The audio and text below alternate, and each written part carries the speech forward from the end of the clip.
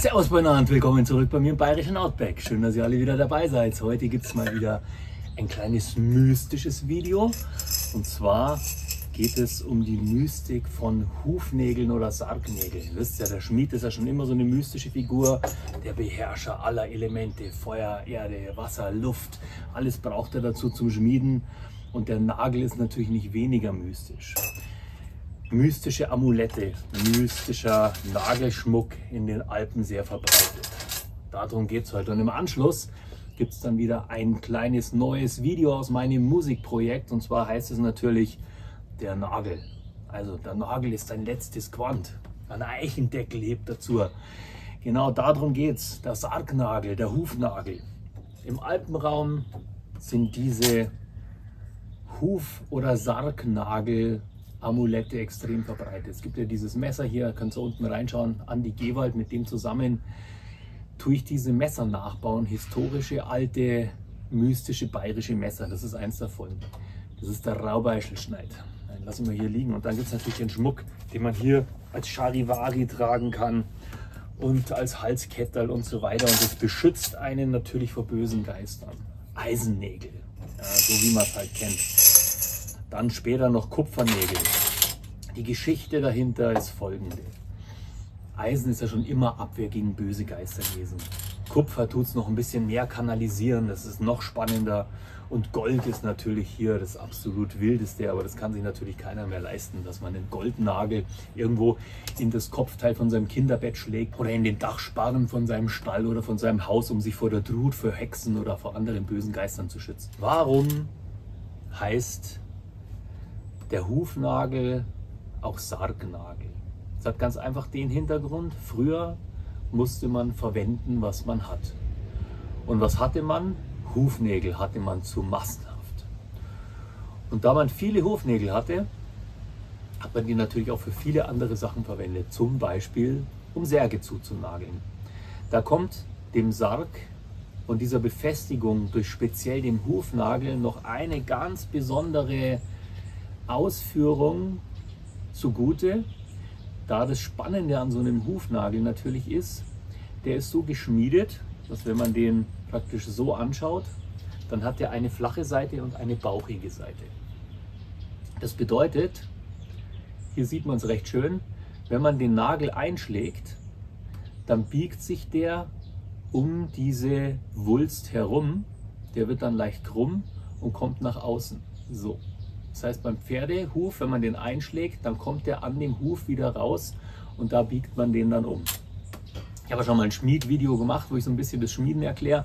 Verlinke ich euch da oben. Super spannende Geschichte, aber hat es mit diesem mystischen Sargnagel nichts zu tun. Also, deswegen hat man die auch für Särge genommen, weil durch diese Verbiegung, durch dieses Krummwerden, hat es natürlich den Sargdeckel wesentlich fester zugehalten. Jetzt ist es auch so mit Bodenfunden. Wenn man diese Nägel findet, und die sind noch ganz, dann ist es ein Sargnagel. Natürlich, wenn man am Friedhof findet, logischerweise ist dann ein Sargnagel, es sei denn, da ist mal zufällig einer mit dem Pferd durchgeritten. Aber was ich euch erzählen will, ist der Nagel ganz und hat eine Spitze. Dann wurde er als Sargnagel verwendet bei Bodenfunden. Hat er eine abgezwickte Spitze, dann war es ein Hufnagel, weil man bei den Hufnägeln die Spitze umgebogen hat, nach oben geklopft und dann hat man das, was aus dem Horn raussteht, abgezwickt. Weiteres ganz spannendes Teil, wo man diese Nägel oft findet und wo eigentlich keiner mehr Bescheid weiß. Früher hat man oft bei Fensterbänken 5 Hufnägel eingeschlagen. Teilweise haben die dann rausgeguckt aus dem Holz, so wie das jetzt hier so ist, und einen kupfernen Nagel dazu. Später erst. Das ist ganz selten, weil Kupfernägel sind mir richtig wertvoll gewesen, deswegen hat man meistens 5 Eisennägel genommen. Und wenn man Geld hatte, hat man 5 goldene Nägel genommen. Die 5 Nägel, die sind zum Bannen der bösen Geister. Das heißt, die Extremitäten, Füße, Hände und der 5. Nagel ist für das böse gesprochene Wort. Der wird in die Zunge eingeschlagen. Hört sich jetzt ein bisschen makaber an. Das war so der Gedanke, um böse Geister zu bannen. Jetzt ist es auch so, es gibt ja viele Balken, viele alte Wiegen, viele Möbelstücke, Betten, wo man sieht, dass diese Köpfe von diesen Hufnägeln rausschauen. Und viele sagen, ja, Verzierung, da hat man sein Bett verziert und das schaut ja auch schön aus, so ein Nagel. Der ist richtig kunstvoll, den Kopf hat der ist hier wie so ein Diamant, ist der abgeschrägt. Klar, es ist ein Stilmittel, aber das war nicht der Hintergrund. Der Hintergrund, warum man die eingeschlagen hat, ist, um die Geister zu bannen. Es ist keine Zierde gewesen, es ist später dann zur Zierde geworden, so genauso wie bei der Lederhosen, wo man dann sagt, ja, jetzt, die sind ja bestickt. Da ging es auch um was anderes. Da ging es auch um eine Hose, die robust war, wo man auf den Oberschenkeln gearbeitet hat.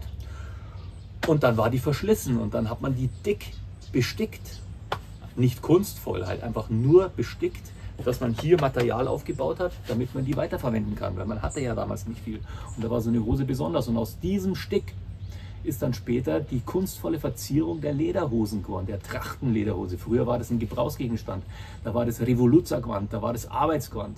Natürlich hat das nicht der Bauer auf dem Feld angehabt, aber der Schmied hat eine schwere Lederhose angehabt. Weil wie hätte er sich denn sonst den Huf von dem Pferd zwischen die Beine klemmen sollen?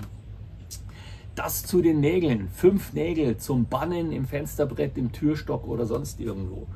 Wenn man diesen Kopf dann gesehen hat, der wunderschön dieses ganze Möbelstück verziert hat, ging es nicht um Zierde, sondern es ging um den Bann gegen die Trut oder böse Hexen. Den Geist, der dir in der Nacht den Atem raubt, der Aufsitzer, der auf deiner Brust sitzt und dich nicht mehr atmen lässt.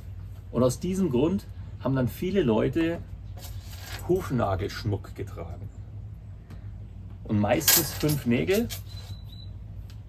Später ist es mehr geworden, weil man dann gedacht hat, ja, mehr hilft ja auch mehr. Und das Spannende ist ja auch, es gibt ja auch extrem viele christliche Symbole, wo der Nagel eine Rolle spielt, weil Jesus natürlich ans Kreuz genagelt wurde. Hier wurde ans Kreuz geschweißt, aber damals wurde natürlich genagelt. Die Kirche hat sich einmal, wie so oft, mal wieder einen uralten heidnischen Brauch geklaut, den umgewandelt, damit die Bevölkerung den weiter benutzen kann, und trotzdem wurde dann vorgespielt, dass es einen christlichen Hintergrund hat. Das bedeutet, der Nagel in dieser ganzen Geschichte, der hat eigentlich wieder den Ursprung, dass es ein Bannnagel war gegen böse heidnische Geister. Warum ausgerechnet ein Hufnagel? Beim Hufnagel ist es ja so, der Hufnagel vereinigt die Kraft des Pferdes, die 4 Elemente, die der Schmied bändigt, Feuer und Luft, um das Eisen glühend zu machen. Das Eisen selber ist die Erde und das Wasser, um dieses Material abzuschrecken, damit es hart wird. Und darum auch der symbolische Gedanke mit dem Sargnagel, was den Toten festhält. Das hält natürlich auch die Geister fest. Ja, die werden praktisch mit dem Nagel werden die auf meinem Fensterbrett fixiert. Weil man natürlich als Glücksbringer die Nägel nicht so in der Tasche haben wollte, wurde dann angefangen, die zu verzieren, die zu biegen, die Spitze zu entschärfen, indem man eine Schlaufe hinschmiedet. Und dann konnte jeder sein Bannwerkzeug mit sich selbst rumtragen. Kupfer natürlich deswegen, weil es ein extrem guter Leiter ist, der natürlich auch die guten und die bösen Energien kanalisiert und leitet. Und Eisen war halt schon immer das Material, um böse Geister zurechtzuweisen. Dieser ganze Aberglaube, der geht natürlich noch ein bisschen weiter. Der Nagel, der muss ja nicht nur hier mit Schweiß und Blut geschmiedet worden sein, in allen 4 Elementen, sondern der muss natürlich auch eine Weile in der Erde gelegen haben, damit er praktisch diese Totenenergie aufnimmt, um ein richtig schützendes Amulett damit herzustellen. Was natürlich beim Sargnagel auch noch dazu kommt, der Sargnagel ist ein geweihter Nagel, weil natürlich der Sarg und der Tote, bevor er in die Erde gelassen wird, wird er geweiht. Das macht diesen Sargnagel dann, wenn man es im Christentum betrachtet, nochmal zu einem wesentlich kräftigeren und magischeren Gegenstand. Wie ich schon gesagt habe, viel hilft viel. Hat zwar nichts mehr mit dem ursprünglichen Glauben zu tun, aber man sieht es ja auch bei vielen anderen magischen Gegenständen. Und die Kirche, die hat ja wirklich einen guten Job gemacht, so alte heidnische Traditionen zu klauen und die für sich dann zu brauchen. Diese Nägel, die wurden ja nicht von nur Schmieden und Profis bearbeitet. Deswegen geht so ein bisschen dieser Charakter von dem Handgemachten verloren. Das haben ja auch ganz einfache Bauern, die nur eine Zange hatten, haben sich ihre Schmuckstücke gebaut. Ja, Spätzchen, dann wünsche ich euch jetzt viel Spaß mit meiner neuen Veröffentlichung. Die wird es auch bald auf Spotify geben. Der Nagel. Der Nagel ist der letzte Squanz von Eichendeckel hebt dazu. Viel Spaß dabei.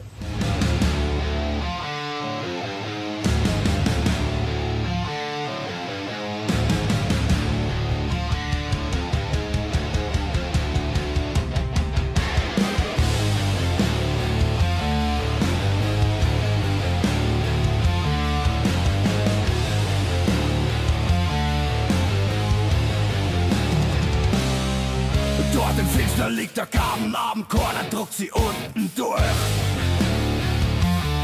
Nimmst du die Goschen, pfui zu voll, dann frisst er die der Fluch. Scharf ist er wie ein wachser Frost und gefährlich ist er noch viel mehr. Schiebst ihn nicht weit weg vor dir, sonst kommt der Fuiz nachher. Der Nagel ist der letzte Squant, an Eichendeckel hebt dazu. Kein Groschen nicht, nimmst nimmer mit, wann's gehst zur letzten Ruhe. Ach, wann's ein ganzer Dicker warst und Sockel voller Gold, nackert stehst dann da allein, wenn er die runter bestäut. Es ist am End as Glasela, die Leute am Weg, nix ist mehr wahr. Lernt tut da jeder, aber oben steht er. Und wann's nicht liegst, bist noch viel blöder. Das Licht hat flackert und da blitzt. Im Knack hat's mir die Haare aufgestellt. Das ganze Pack hab ich verflucht. Ich brauch kein Ruhm, kein Gold, kein Gold. Hochschaut hab ich ihm und gerät, da hat er mich erhört.